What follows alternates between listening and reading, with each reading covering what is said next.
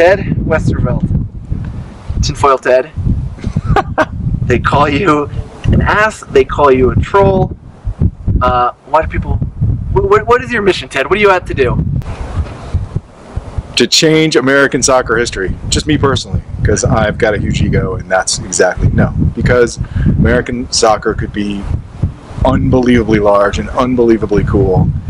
We just have to join the rest of the world and do it like they do. The awareness for promotion relegation is already there. It's not about that. It's about people standing up and fighting, and that's what we need right now. We need people to stand up and say, my lower division club deserves the same opportunities as any lower division club in the world. What are the faults that you see in the current system set up in America? MLS and U.S. soccer conspire to tear equity from lower divisions. I mean, the way I measure it, Mehdi Mansour came out with a great piece on that just recently. You're talking billions of dollars, maybe $7 billion in equity is taken from lower division clubs, because that's how MLS and U.S. soccer decided to set it up. Within the pro-rel crowd, I think there's been maybe points of difference about how it can be accomplished. People that might advocate for slower growth, maybe a bottoms-up approach versus a top-down approach. Why do you feel it needs to be a top-down approach involving MLS?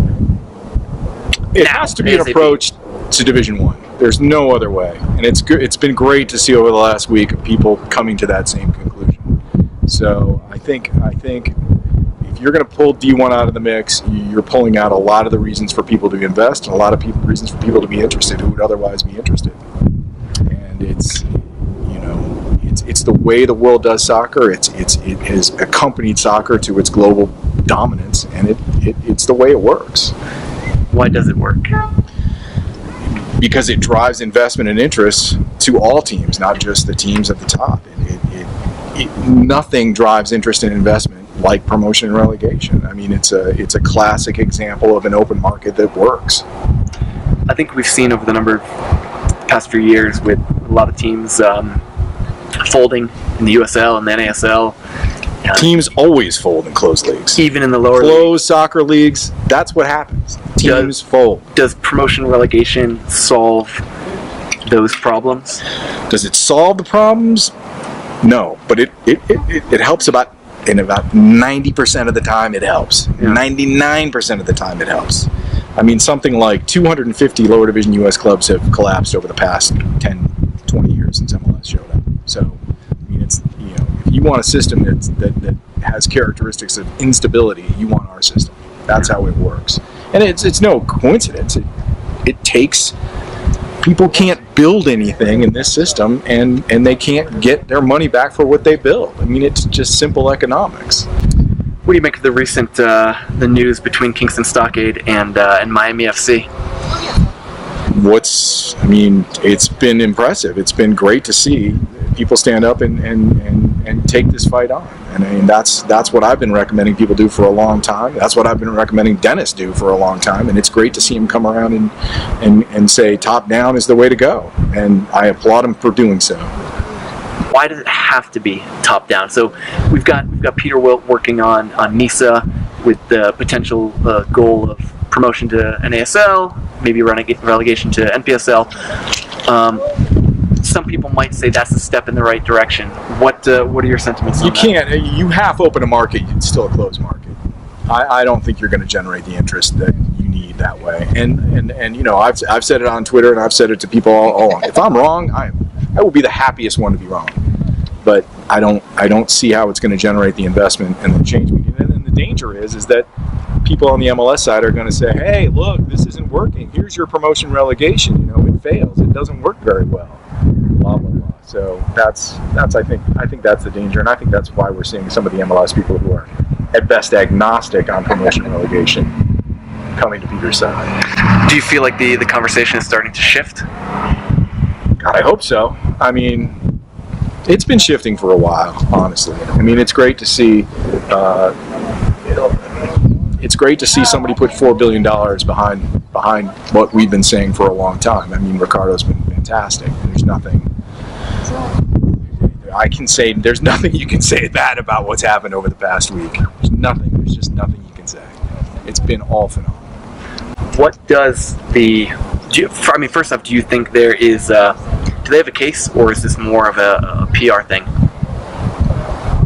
I don't think it necessarily matters. I mean, I think that this is the right path. I think obviously you got to find a way to get this message out there to as broad an audience as possible. You've got to get it out to Europe. You've got to get it out to the rest of the world, and you've got to get it out to all U.S. soccer fans. And I think that between Ricardo and Dennis, they have an incredible opportunity to do that. I mean, lots of people have been working on that for years before that, but this is, I mean, these guys are game changers, and it's going to make a huge difference. I think some of the people that are critical of promotion and relegation feel that it would undo a lot of the work that MLS has done over the past 2 decades to grow interest in the sport in America. What are your thoughts on that? I don't even know where to start saying that that's crazy. I mean, I think, has MLS done good for the sport in the United States? You could certainly make a case that they have, and certainly in the early days, you could make a case that what they were doing was necessary or effective. At this point in time, I think it's nothing more than a power grab, and I think that you're seeing that. For a long time, guys like me were blamed for being too mean or too aggressive, and people don't like you, and you've got the wrong tactics. Well, Ricardo blew that out of the water with $4 billion. So that's not the problem. The problem is that MLS enjoys control. They want control, and they use that control to market soccer in the United States. Not necessarily to grow the domestic game, but to market soccer through Soccer United marketing, through any of their other arms. And frankly, it's become... the sales pitch for MLS has become bad in about 100 different ways, because it's more often than not, it's about, to a player, you're saying, come to the U.S. It's going to be easier. You're going to be under less pressure. You're telling that to the coaches. You're telling that to, that's your sale to those people. And then to owners, you're saying, come to MLS. You're not going to get relegated. It's easier. Same kind of thing. You're not going to be under a lot of pressure. I mean, you don't have to win. You don't have to do this. You can just go at your own speed and do what you do.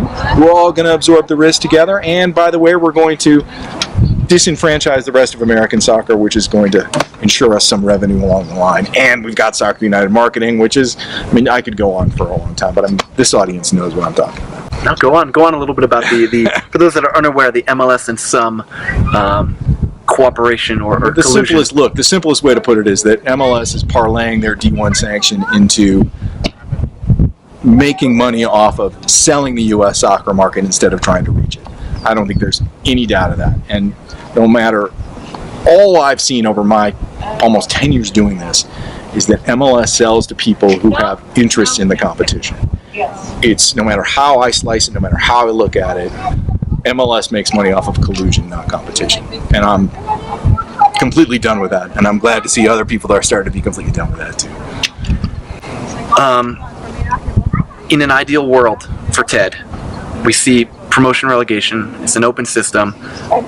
What does that future look like for U.S. soccer and clubs and fans and everyone? I mean, for me, it's a complete rewrite of American soccer history. We have a complete do-over.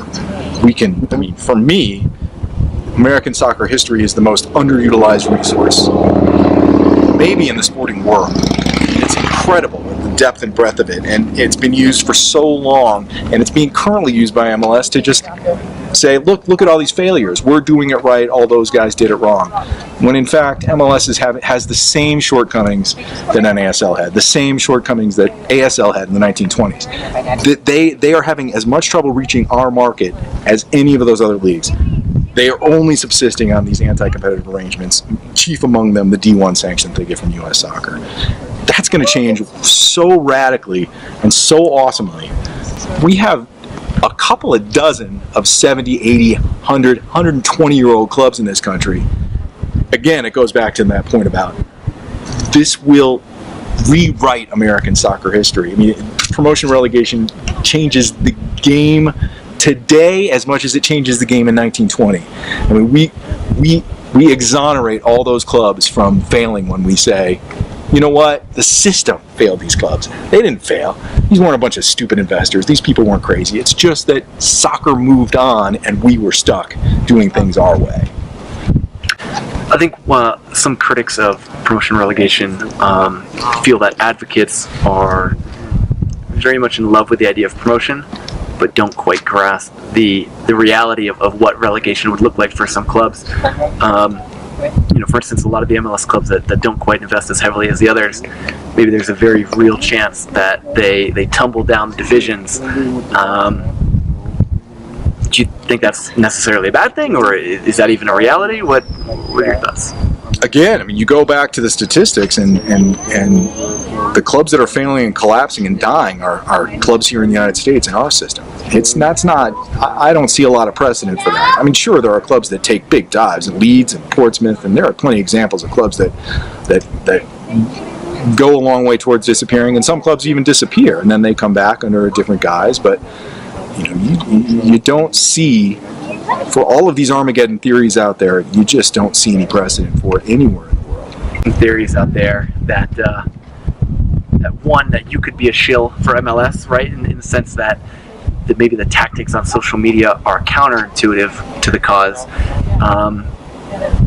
Do you feel that the aggressive push on social media is that the right way to go about it? Look, if you're not upset that MLS and US Soccer are ripping equity from lower divisions as part of their business model, then maybe there's some people that have time for you, but I'm sorry, I don't have time for you. I mean, you have to care enough about that to stand up and do something. Does that put you in a militant position? It puts me in a militant position. It makes me really angry. I mean, I'm not making it up. I'm not posturing. I'm just letting it go. This is what I feel about it. And when I see a club like Harpos FC, I mean, that club, sky's the limit. And but not in this system. I mean, and they have some great supporters. They're always going to have, it's important to support the clubs the way they are, but you're just reaching that tiny slice. When that club can go anywhere and can use that as a part of their pitch, it's a new universe. It's a new universe. I mean, no matter how you slice this, it changes the entire landscape. And no, it doesn't have. There is no threat to soccer's existence by opening the market. There is no threat, none. All these Armageddon theories are bunk, every one of them. There's no example of it. There's no precedent for it. Opening the system, sure, it's not going to be great for everybody, but it's going to be awesome it's going to be insane for American soccer. People say that social media is not a big deal, that you're not accomplishing anything on social media. Well, MLS pays a whole ton of money for their social media. Look, you got to stand up somewhere and do something, and I think social media is great. Hey, you want to get up on top of your roof and scream from there? Do that. You want to go stage a protest? You want to make a banner and take it to a game? God bless you. That's awesome. But again, I mean, all this stuff, you break all of those actions out in the real world, where they're going to have mileages on social media. So again, it all comes down.